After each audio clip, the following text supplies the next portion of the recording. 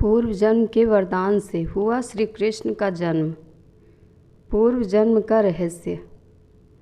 भाद्रपद मास की कृष्ण पक्ष की अष्टमी के दिन रोहिणी नक्षत्र में अर्धरात्रि 12 बजे मथुरा नगरी के कारागार में वासुदेव जी की पत्नी देवकी के गर्भ से 16 कला संपन्न भगवान श्री कृष्ण का अवतार हुआ। पूर्ण पुरुषोत्तम विश्वंभर प्रभु श्री कृष्ण का भाद्रपद मास के अंधकारमय पक्ष की अष्टमी तिथि को अर्धरात्रि के समय प्रादुर्भाव होना निराशा में आशा का संचार स्वरूप है। अर्धरात्रि में जबकि अज्ञान रूपी अंधकार का विनाश और ज्ञान रूपी चंद्रमा का उदय हो रहा था, उस समय देव रूपी देवकी के गर्भ से सबके अंतःकरण में विराजमान श्री कृष्ण से प्रकट हुए, जैसे कि पूर्व दिशा में पूर्ण चंद्र उदय हुआ हो। लग्न पर शुभ ग्रहों की दृष्टि अष्टमी तिथि तथा रोहिणी नक्षत्र जब पड़े तो वह जयंती नामक योग बनाती है। जयंती योग मानो बना ही इस अवतार के लिए हो। श्री कृष्ण का जन्म यूं ही नहीं हो गया, अपितु इसके पीछे भी उनका देवकी एवं वासुदेव को पूर्व जन्म में दिया गया एक वरदान था। भक्त वत्सल श्री कृष्ण अपने भक्तों पर दया करते रहते हैं और अपना सर्वस्व तक भक्तों की भक्ति पर लुटा देने वाले हैं। अपने पूर्व जन्म में वासुदेव श्रेष्ठ प्रजापति कश्यप थे तथा उनकी पत्नी सुतपा माता अदिति। प्रजापति कश्यप तथा अदिति ने श्री कृष्ण की तपस्या की। उनकी तपस्या से प्रसन्न हो कृष्ण ने उनसे वरदान मांगने को कहा। कश्यप ने वरदान स्वरूप उनके जैसा पुत्र मांगा और श्री कृष्ण ने उनको यह वरदान दे दिया। इस वरदान को देकर श्री कृष्ण यह सोचने पर विवश हो गए कि इस त्रिभुवन में मेरे समान दूसरा कोई है ही नहीं, तो मैं अपनी यह बात पूरी कैसे करूं?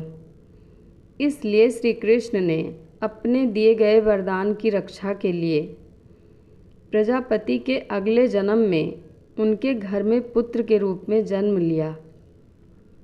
देवमाता अदिति देवकी थी तथा प्रजापति कश्यप वासुदेव।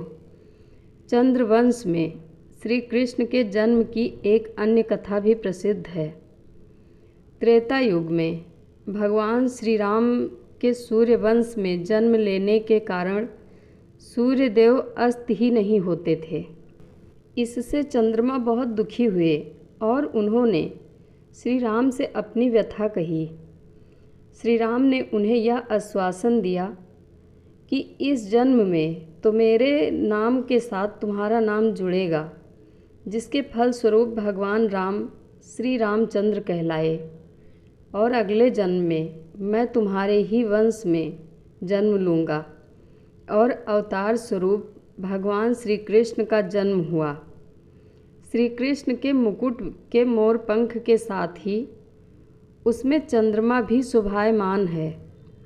मथुरा नरेश उग्रसेन के पुत्र कंस जब अपनी बहन देवकी को ससुराल पहुंचाने जा रहे थे, उस समय एक आकाशवाणी ने कंस को भयभीत कर दिया। वह आकाशवाणी थी, जिस बहन को तुम इतने प्यार से पहुंचाने जा रहे हो, उसी के 8वें पुत्र द्वारा तुम मारे जाओगे।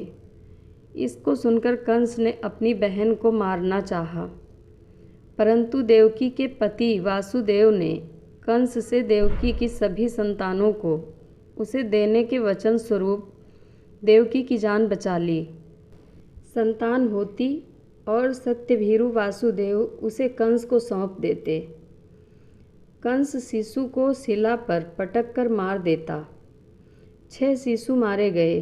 7वें शिशु के रूप में गर्भ में शेषनाग पधारे। योग माया ने उन्हें आकर्षित करके गोकुल में रोहिणी जी के गर्भ में पहुंचा दिया, जो बलराम हुए। अष्टगर्भ में भगवान श्री कृष्ण आए। धरती पर असुरों के अत्याचार बढ़ रहे थे तथा आराधक किसी अवतार की प्रतीक्षा में थे। तब श्री कृष्ण ने अवतार लिया और धरा को इस आतंक से मुक्ति दिलाने की क्रियाएं की।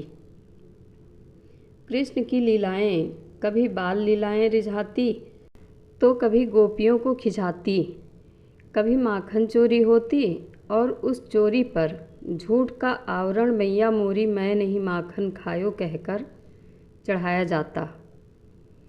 युवा श्री कृष्ण गोपियों के साथ रास रचाते, साथ ही राधा के साथ अटखेलियाँ करते और उसके वस्त्रों को छिपा लेते।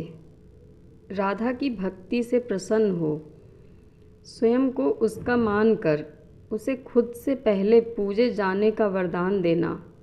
कृष्ण का यह रूप राधा के आध्यात्मिक स्वरूप को बताता है। राधा जी भगवान श्री कृष्ण की परम प्रिया हैं तथा उनकी अभिन्न मूर्ति भी। श्रीमद् देवी भागवत में कहा गया है कि श्री राधा जी की पूजा नहीं की जाए तो मनुष्य श्री कृष्ण की पूजा का अधिकार भी नहीं रखता। राधा जी भगवान श्री कृष्ण के प्राणों की अधिष्ठात्री देवी हैं, अतः भगवान इनके अधीन रहते हैं। राधा जी का एक नाम कृष्ण वल्लभा भी है, क्योंकि वह श्री कृष्ण को आनंद प्रदान करने वाली हैं। माता यशोदा ने एक बार राधा जी से उनके नाम की व्युत्पत्ति के विषय में पूछा। राधा जी ने उन्हें बताया कि च्राज शब्द तो महाविष्णु है और चद्धज विश्व के प्राणियों और लोकों में मात्रवाचक धाय है। अतः पूर्व काल में श्री हरि ने उनका नाम राधा रखा। भगवान श्री कृष्ण दो रूपों में प्रकट हैं, द्विभुज और चतुर्भुज। चतुर्भुज रूप में वह वैकुंठ में देवी लक्ष्मी, सरस्वती, गंगा और तुलसी के साथ वास करते हैं, परंतु द्विभुज रूप में वह गोलोक धाम में राधा जी के साथ वास करते हैं। राधा कृष्ण का प्रेम इतना गहरा था कि एक को कष्ट होता तो उसकी पीड़ा दूसरे को अनुभव होती। सूर्योपराग के समय श्री कृष्ण, रुक्मिणी आदि रानियाँ, वृंदावनवासी आज सभी कुरुक्षेत्र में उपस्थित हुए। रुक्मिणी जी ने राधा जी का स्वागत सत्कार किया। जब रुक्मिणी जी श्री कृष्ण के पैर दबा रही थी तो उन्होंने देखा कि श्री कृष्ण के पैरों में छाले हैं। बहुत अनुनय विनय के बाद श्री कृष्ण ने बताया कि उनके चरण कमल राधा जी के हृदय में विराजते हैं। रुक्मिणी जी ने राधा जी को पीने के लिए अधिक गर्म दूध दे दिया था, जिसके कारण श्री कृष्ण के पैरों में फफोले पड़ गए। राधा जी श्री कृष्ण का अभिन्न भाग हैं। इस तथ्य को इस कथा से समझा जा सकता है कि वृंदावन में श्री कृष्ण को जब दिव्य आनंद की अनुभूति हुई तब वह दिव्यानंद ही साकार होकर बालिका के रूप में प्रकट हुआ और श्री कृष्ण की यह प्राण शक्ति ही राधा जी हैं। राधा जी का श्री कृष्ण के लिए प्रेम निस्वार्थ था तथा उसके लिए वह किसी भी तरह का त्याग करने को तैयार थीं। एक बार श्री कृष्ण ने बीमार होने का स्वांग रचा।